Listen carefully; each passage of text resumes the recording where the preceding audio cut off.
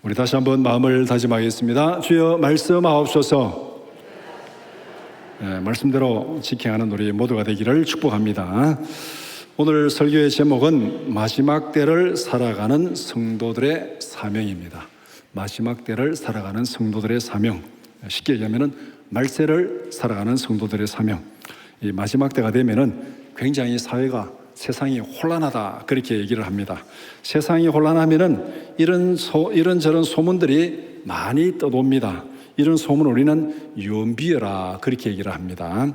근거 없이 널리 퍼진 소문이라는 뜻입니다. 이것을 쉽게 얘기하면은 뜬 소문, 헛소문 다 접어두고 오늘은 가짜뉴스. 가짜뉴스 그러면 다 이게 옛날에는 유언비어라 얘기했는데 이제 이게 너무 어려워요. 단어가 젊은 사람들에게 너무 어려운 말이라서 그냥 가짜뉴스 그러면은 다 통칭되는 그런 말입니다.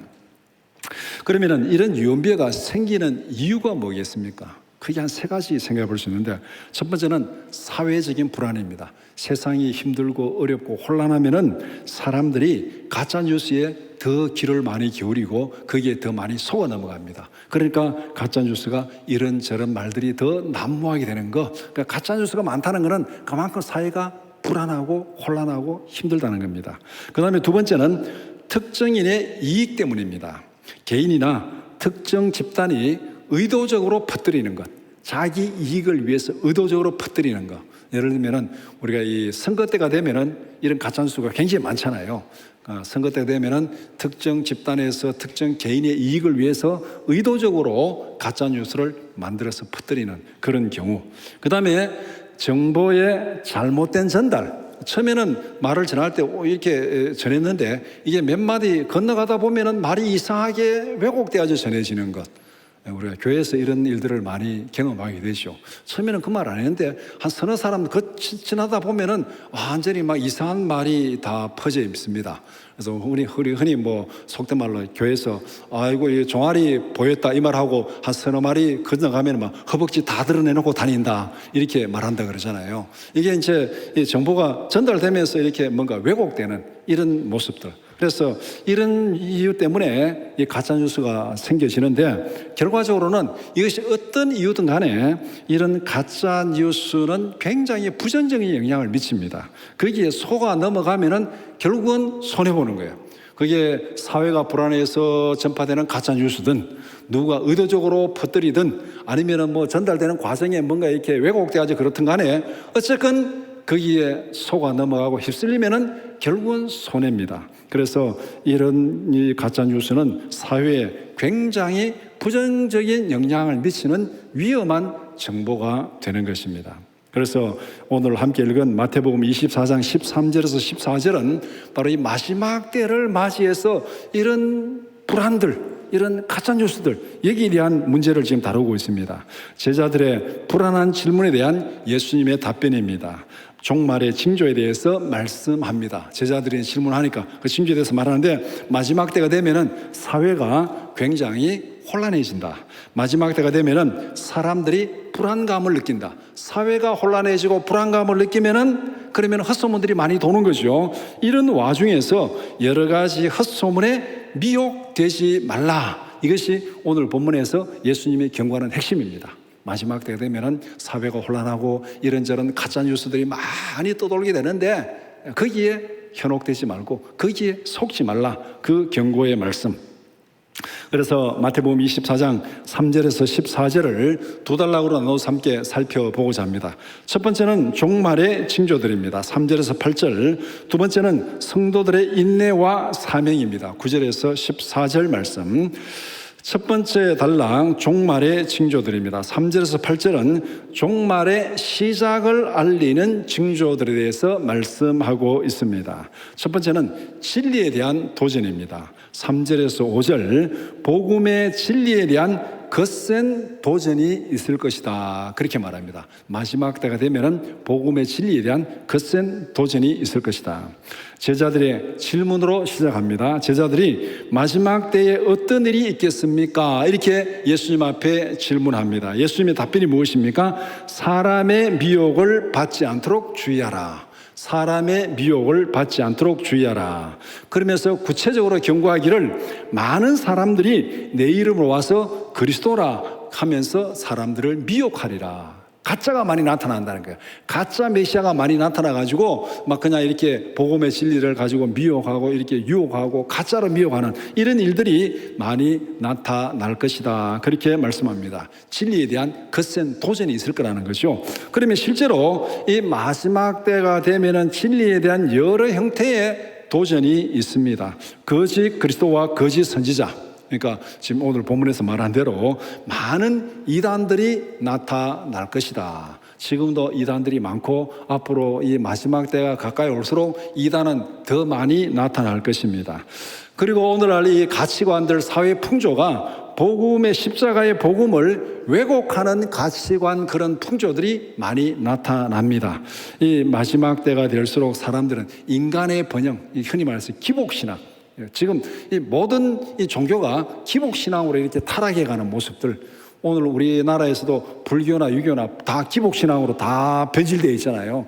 무조건 뭐 어디에 절에 가서 촛불 켜는 것도 뭐 조상 제사 지내는 것도 다 복받기 위해서, 그러니까 불교는 전형적인 기복신앙으로 변질되어 있고 유교도 기복신앙으로 변질되어 있고 오늘 이 복음도 지금 교회 안에서 많은 사람들이 기복신앙으로 이렇게 변질시켜서 믿는 그런 모습들이 많이 있습니다.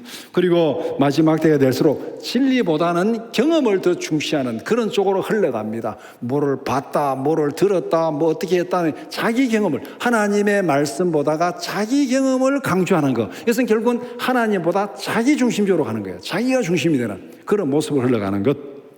그 다음에 오늘 우리가 많이 듣는 종교다원주의. 그러니까 모든 종교는 다 똑같다. 뭐 예수를 믿어야만 구원받는 게 아니고 모든 종교는 다 똑같다. 이렇게 해가지고 지금 가짜를 퍼뜨리는 이런 요소들이 마지막 때에 많이 드러난다. 그러니까 마지막 때 진리에 대한 왜곡이 거짓 선지자, 거짓 그리스도 이런 것으로도 나타나고, 그 다음에 복음을 왜곡시키는 이 잘못된 타락한 가치관으로 복음을 포장해가지고 복음을 이렇게 무너뜨리는 그런 징조들로도, 현상들로도 많이 나타난다는 것입니다. 그러면은 여기에서 가장 큰 위험은 외부적인 박해보다는 내부의 미혹이 더 심각합니다. 예수 이름으로 복음의 본질을 부정하고 왜곡하는 사람들이 더 심각하다는 거예요.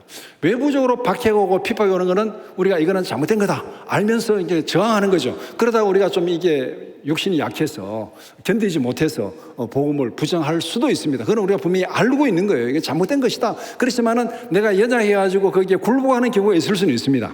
그런데 내부적인 미혹은 우리가 그것이 잘못된지도 모르고 속아 넘어가는 거예요. 이게 심각한 겁니다. 잘못된지도 모르고 가짜에 속아 넘어가가지고 그렇게 이 거짓으로 가는 이런 위험성이 오늘 우리에게 굉장히 많이 있습니다. 그렇다면 이런 위험에서 우리가 주의해야 될 하나의 믿음의 자세를 사도행전 17장 11절 12절에서 말하고 있습니다. 우리 같이 보겠습니다. 베레아에 있는 사람들은 데살로니가에 있는 사람들보다 더 너그러워서 간절한 마음으로 말씀을 받고 이것이 그런가 하여 날마다 성경을 상고함으로 그 중에 믿는 사람이 많고 또 헬라의 기부인과 남자가 적지 아니하나. 이 베레아 사람들의 믿음의 자세가 오늘 우리에게 진짜 필요한, 거짓이 많고 이단이 많고 가짜 뉴스가 많은 이 시대에는 우리의 이 자세가 정말 필요합니다. 간절한 마음으로 말씀을 받고 그것이 그런가 하여 날마다 성경을 상고하는 것, 살펴보는 것, 묵상하는 것. 그러니까 우리가 그냥 듣고 누가 카더라 거기에 입술이지 말고 정말 그것이 그런지 성경을 가지고 점검하고 읽고 그 다음에 기도하고 그런 자세가 오늘 우리에게 필요하다는 겁니다. 이런 면에서 오늘 이 가짜가 많고 가짜 뉴스가 많은 이 시대에는 저는 생각할 때 도마와 같은 자세가 필요하다 생각합니다. 우리가 성경에 의심 많은 도마라 그러잖아요. 제자 중에서 예수님께서 부활하시고 제자들이 있는 곳에 나타나서 부활했다 그러니까 도마는 그 자리에 없었어요. 그러니까 나중에 제자들이 예수님 부활했다 그러니까 나는 못 믿겠다. 내가 예수님의 손에 손가락을 넣어보고 옆구리에 내가 손을 넣어보고 그러기 전에는 나는 못 믿겠다. 그러니까 굉장히 의심 많은 도마로 그렇게 이제 낙인이 찍혀 있는데, 그러니까 예수님이 나중에 어떻게 했습니까? 도마가 있는 곳에 나타나셔가지고 한번 봐라. 그리고 믿으라. 예수님 여러분 믿게 하잖아요. 그래서 오늘 우리에게는 도마와 같은 창조적인 의심이 필요하다는 겁니다. 그냥 누가 뭐라 하니까 그런가 보다 막 휩쓸려 다니지 말고 정말 하나님 앞에 도마의 의심은 그냥 예수님을 부정하기 위한 의심이 아니라 확실히 믿기 위한 의심이잖아요. 오늘 우리에게는 이런 의심이 필요해요. 정말 좀 더 확실하게 믿기 위해서 성경이 그런가 하여 날마다 살펴보고 그 다음에 하나님 앞에 기도하고 그렇게 하면은 예수님께서 도마에게 나타나셔가지고 보여주고 믿게 했잖아요. 우리가 이런 창조적인 더 확실히 잘 믿기 위해서 의심을 하고 말씀을 살피고 기도할 때는 성령이 우리에게 깨우쳐 주시고 인도하실 줄 믿습니다.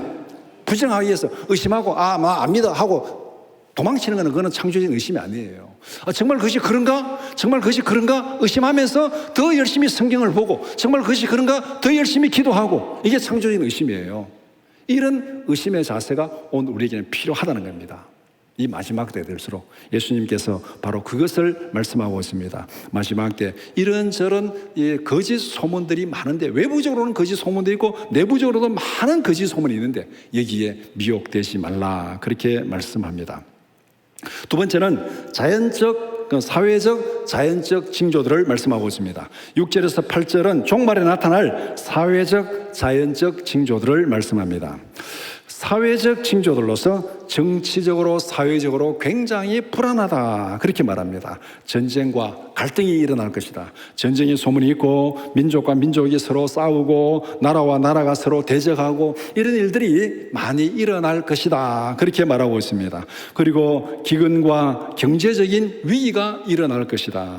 경제적으로 불평등하고 빈곤이 확산되고 구조적인 병폐가 있을 것이다 그렇게 말하고 있습니다. 그래서 이런 기근 그 다음에 이런 빈곤은 어떻게 보면은 자연적인 요소보다는 이 사회적인 요소, 정치적인 요소 때문에 사람들이 잘못해가지고 이런 기근과 빈곤이 일어나는 경우가 훨씬 더 많습니다. 예를 들면은 우리가 지금 중남미 그 나라들 보면은 굉장히 자연적으로는 풍족한 자원이 많은 굉장히 풍족한 나라입니다. 그런데 그 나라들이 정치적으로 뭔가 불안하고 잘못되고 포퓰리즘이 막 흥행하고 하니까 사람들이 못 살아서 기근이 심해가지고 1년에 인플레가 막 몇천 프로 되고 그 다음에 마약이 막 득세를 하고 그러니까 사람들이 못 살겠다고 다 어디로 몰려옵니까? 미국으로 몰려오잖아요. 난민들이 미국으로 막 몰려오니까 미국에서는 이 불법 오는 사람들은 불법 민자들은 못 들어오게 막는다고 막 남쪽이 막 국경을 치고 막 이렇게 철조망을 치고 이렇게 지금 하는 거 우리가 지금 뉴스를 보고 알고 있잖아요. 다른 거 다 말할 필요 없어요. 왜 중남미 사람들이 미국으로 가겠다고 몰려드느냐? 못 사니까 그런 거야. 못 사니까. 그 중남미가 1970년대 80년대 이 좌파 해방신학 이 마르크스 레닌주의에 물든 해방신학이 득세를 했습니다. 득세를 하고 한 세대가 지난 다음에 바로 남미 좌파가 그렇게 된 거예요. 그러니까 거기에는 사람들이 더 못 살고 더 빈곤하고 더 범죄가 성행하고 마약이 성행하고 그러니까 사람들이 못 살겠다고 미국으로 가겠다고 불법 이민자들이 그렇게 몰려들잖아요. 이게 바로 그 어떤 자연적인 조건이 남미가 나빠서 그런 거 아니에요. 사회적으로 정치적으로 뭔가 사람들이 잘못해서 그래 되는 사람들의 생각이 변질되니까 그런 일들이 벌어지는 겁니다. 이런 기근과 경제적인 위기, 경제적 불평등이 마지막 때가 될수록 더 많아질 것이다 그렇게 말하고 있습니다. 이것이 이 마지막 때가 다가오는 사회적 징조들로 얘기하고 있습니다. 그 다음에 자연재해가 있을 것이다. 지진과 자연재해들이 발생할 것이다. 뭐 가뭄, 홍수 등등. 그래서 이런 자연재해가 발생하면은 이 위기를 선동하는 왜곡된 이념들이 등장을 합니다. 뭔가 뭐 수상하면은 그걸 또 왜곡해가지고 막 하는 이념들이 등장하는 거예요. 우리가 최근에 이렇게 보면은 이 1970년대 인구 종말론, 종말론, 이게 사이비 종말론. 아마 저 나이대에 된 사람들은 다 아마 경험했을 겁니다. 70년대 학교를 다니는 분들은 그 구호가 많이 있잖아요. 지구는 만원이다. 뭐 하나 잘 기르자. 뭐 아들, 딸 구별 말고 뭐 둘만 낳자. 뭐 아들, 딸 구별 가지고 하나만 낳자. 등등 이런 구호들 많이 들었잖아요. 그래 그때 등장이 뭐냐면 인구 종말론이에요. 이대로 가면은 세상의 인구가 많이 늘어나가지고 2000년대가 되면은 식량이 떨어지고 석유가 고갈돼서 지구가 멸망이 온다. 이게 인구 종말론입니다.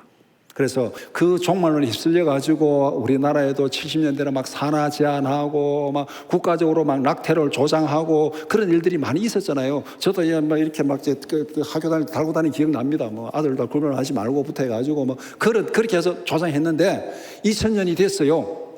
석유가 고갈되고 없습니까?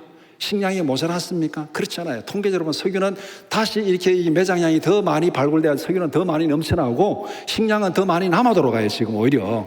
그러니까 이게 거짓말이라는 거예요. 거짓말 드러났어요. 그 다음에 80년대가 되니까 핵종말론으로 사람을 막 선동합니다. 막 핵폭탄이 터지고 핵겨울이 와가지고 막 이 지구가 막 망할 것이다. 핵종말이 와가지고 막 그랬나.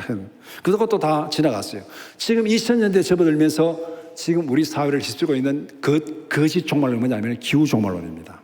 이거는 지금 우리가 계속 듣고 있어요. 지금 신문을 통해서 뉴스를 통해서 계속 보고 있는 거예요. 이대로 가면은 지구의 온도가 올라가서 지구 온난화 돼가지고 2050년 되면 지구에 사람이 살 수가 없다. 이게 지금 계속 선동하고 있는 거예요. 좀 여름에 더우면은 막 더워가지고 막 지구만 뭐 온난화돼서 종말이 온다 어쩌고저쩌고 막 계속 떠들고 있는데 휩쓸리지 마시기 바랍니다.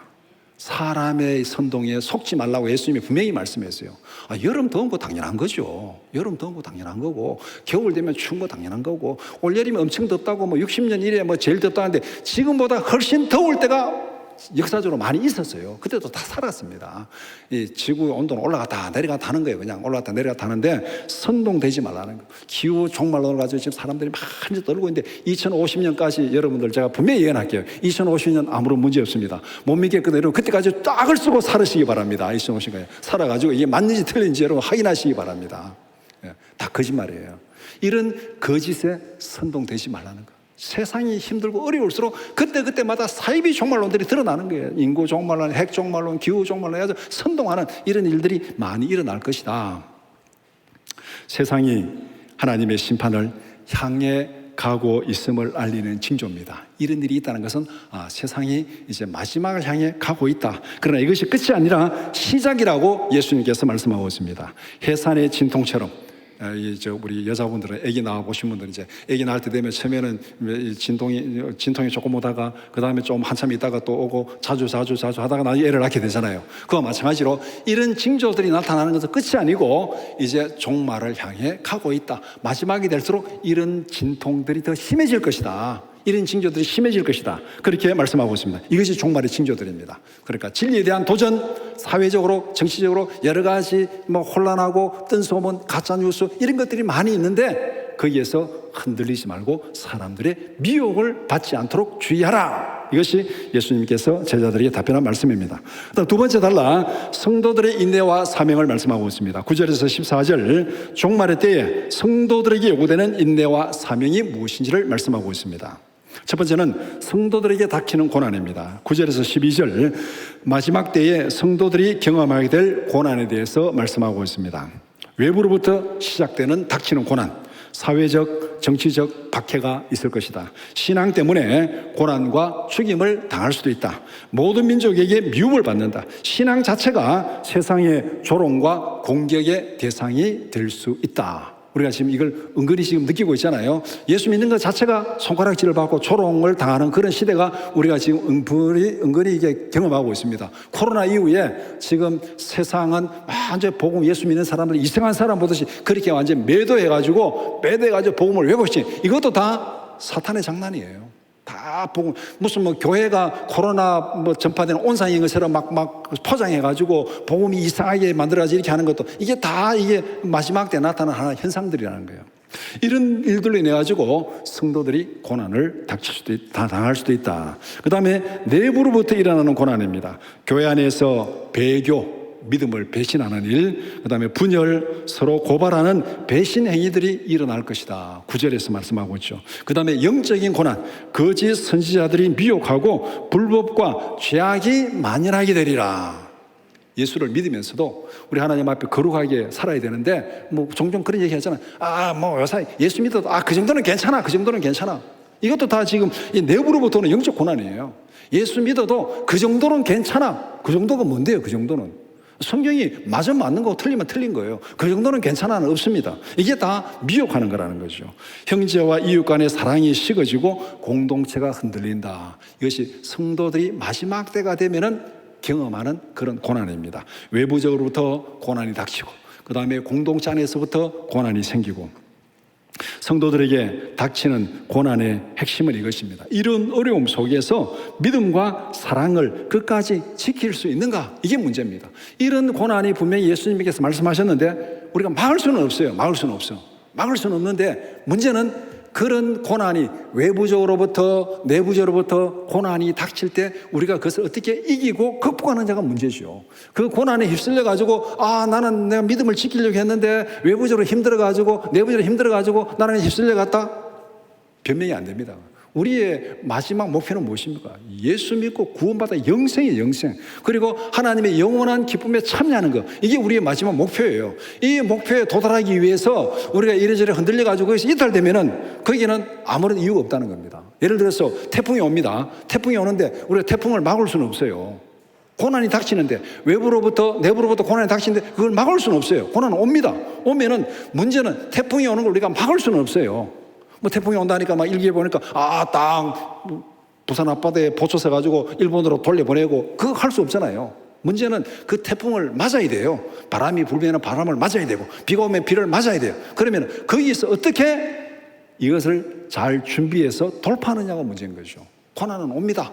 오면은 이 고난을 우리가 어떻게 이기고 극복하느냐가 문제입니다. 그 유일한 방법이 뭔지를 요한일서 5장 4절 5절 말씀하고 있습니다. 같이 읽겠습니다.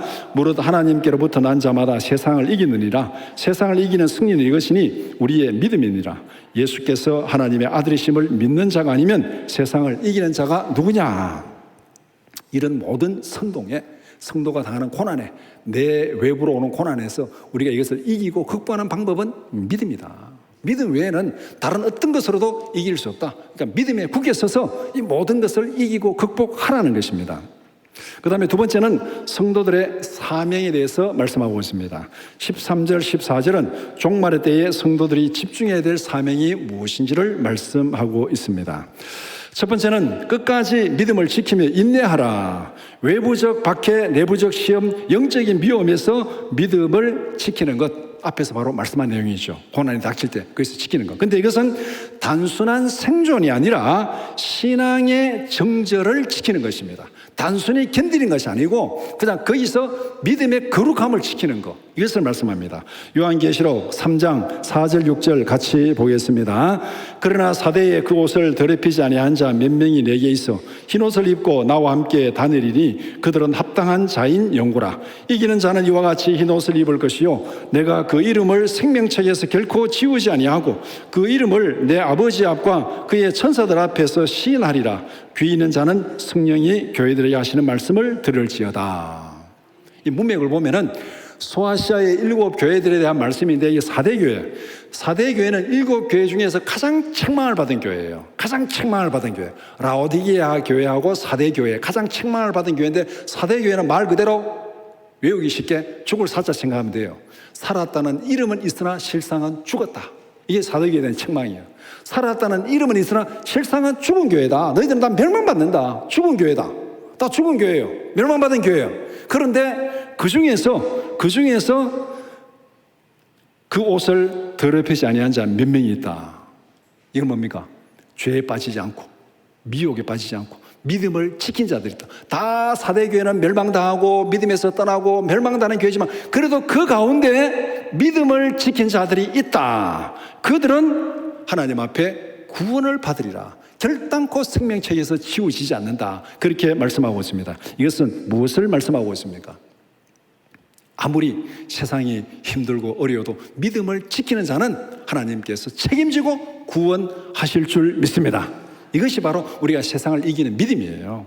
그러니까 끝까지 믿음을 지키며 인내하라. 그렇게 말씀합니다. 두 번째는 복음 전파의 사명에 충성하라. 마지막 때에 성도들이 할 일은 날짜를 계산하는 거 아닙니다.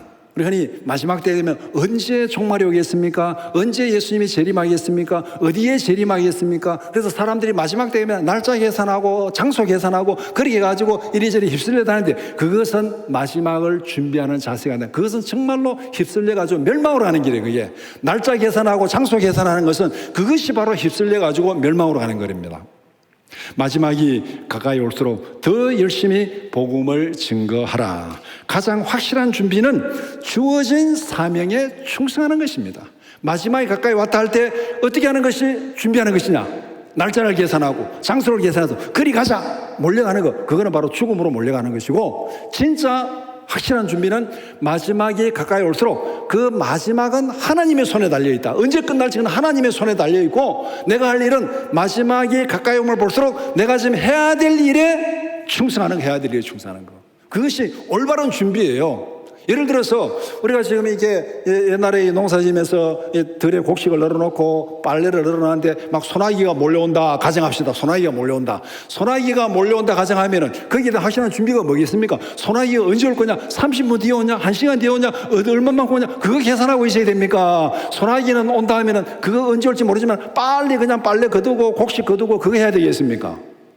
소나기 오는 건 오는 거고, 말세가 마지막에 오는 거 오는 거고, 하나님 알아서 하실 일이고, 온다 하면은 우리의 준비는 빨리 거기에 준비하고 주어진 사명에 충성하는 거예요. 소나기가 온다는데 밖에 가서 빨래 거들 생각 안 하고 언제 오지 하늘만 쳐다보고 지금 오나 좀 뒤 오나 그거 계산하고 있는 거, 그건 올바른 준비가 아니잖아요. 오늘 예수님이 여기서 하신 말씀이 바로 그거예요. 가장 확실한 준비는 주어진 사명에 충성하는 것이다. 누가복음 12장 42절 43절 같이 보겠습니다. 주께서 이르시되 지혜 있고 진실한 청지기가 되어 주인에게 그 집 종들을 맡아 때를 따라 양식을 나눠줄 자가 누구냐? 주인 이를 때에 그 종이 그렇게 하는 것을 보면 그 종은 복이 있으리로다. 주인이 언제 올지 몰라요. 주인이 올 때 내가 맡은 사명을 열심히 잘 하면은 그 종은 복을 받은 거예요. 그다음 이 문맥을 쭉 읽어보면 어떤 종은 주인이 늦게 올 거다 생각하고 막 그냥 막 게으름을 피우고 일 안 하고 종들을 막 때리고 이렇게 하는 자들은 벌을 받으리라, 그렇게 말하고 있거든요.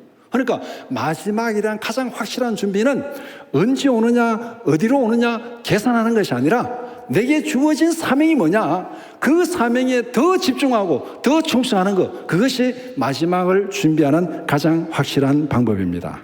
종말론적 신앙의 핵심은 바로 선교적 삶을 사는 것입니다. 선교적 삶은 적극적으로 복음을 전하면서 고난을 돌파하는 것입니다. 디모데후서 4장 1절에서 5절까지 이 바울이 유언적으로 디모데에게 권하는 그 내용이 오늘 본문하고 굉장히 비슷합니다. 디모데후서 4장 1절에서 5절 같이 보겠습니다. 하나님 앞과 살아있는 자와 죽은 자를 심판하실 그리스도 예수 앞에서 그가 나타나실 것과 그의 나라를 두고 엄밀히 명하노니 너는 말씀을 전파하라. 때를 어떤지 못 어떤지 항상 힘쓰라. 범사의 오래 참음과 가르침으로 경책하며 경계하며 권하라. 때가 이르리니 사람이 바른 교훈을 받지 아니하며 귀가 가려워서 자기의 사욕을 따를 스승을 많이 두고 또 그 귀를 진리에서 돌이켜 허탄한 이야기를 따르리라. 그러나 너는 모든 일에 신중하여 고난을 받으며 전도자의 일을 하며 내 직무를 다하라. 전제와 같이 내가 벌써 부어지고 나의 어떠날 시각이 가까웠도다. 나는 선한 싸움을 싸우고 나의 달려갈 길을 마치고 믿음을 지켰으니 이제후로는 나를 위하여 의의 면류관이 예비되었으므로 주 곧 의로우신 재판장이 그날에 내게 주실 것이며 내게만 아니라 주의 나타나심을 사모하는 모든 자에게도 니라. 여기서 1절부터 4절까지는 오늘 본문 내용하고 똑같아요. 마지막 때가 되면은 사람들이 허탄해가지고 이리 휩쓸리고 저리 휩쓸리고 막 휩쓸리는데 핵심은 뭡니까? 5절입니다. 그러나 너는 모든 일에 신중해서 모든 일에 미혹되지 말고 흔들리지 말고 그 다음에 고난을 받으며, 고난이 닥치면은 받는 거예요. 그건 어쩔 수 없어요. 우리가 뭐 막을 수 없습니다. 고난을 받으며 전도자의 일을 하며 내 직무를 다하라. 이것이 마지막 때를 살아가는 성도의 자세고 사명이라고 말합니다. 휩쓸리지 말고, 이런저런 소문에 휩쓸리지 말고, 고난이 닥친다고 거기에서 막 도망도 하지 말고 우리에게 주어진 사명, 내게 주어진 사명이 무엇이냐, 거기에 집중하라고 그렇게 말씀하고 있습니다.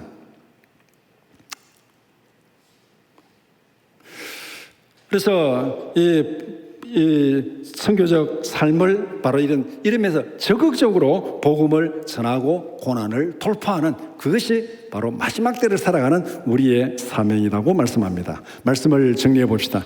마지막에는 여러 가지 혼란과 미혹이 있을 것이다, 그렇게 말합니다. 전쟁의 소문과 재난과 거짓 선동이 난무할 것이다. 교회 안에서도 박해와 배교가 일어날 것이다. 그리고 성도들의 사랑이 식어질 것이다. 이런 현상이 나타난다. 이게 말세의 시작, 종말의 시작이다, 그렇게 말합니다. 말세의 도전에 성도들이 분명히 지켜야 될 사명이 있다고 말합니다. 세상의 거짓 선동에 속지 말고 끝까지 믿음을 지켜라.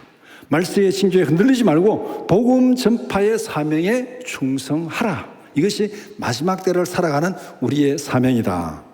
구체적으로 종말의 신앙은 때와 장소를 계산하는 신앙이 아닙니다. 종말의 신앙은 마지막이 가까이 옴을 볼수록 주어진 사명에 충성하는 것입니다. 복음을 전하는 선교적 삶은 예수님의 지상 명령입니다. 마태복음 28장 18절 20절 같이 보겠습니다. 예수께서 나와 말씀하여 이르시되 하늘과 땅의 모든 권세를 내게 주셨으니 그러므로 너희는 가서 모든 민족을 제자로 삼아 아버지와 아들과 성령의 이름으로 세례를 베풀고 내가 너희에게 분부한 모든 것을 가르쳐 지키게 하라. 볼지어다 내가 세상 끝날까지 너희와 항상 함께 있으리라 하시니라. 세상이 어떻게 변할지라도 오직 주어진 일에 충성하는, 사명에 충성하는 우리 모두가 되기를 주님의 이름으로 축원합니다.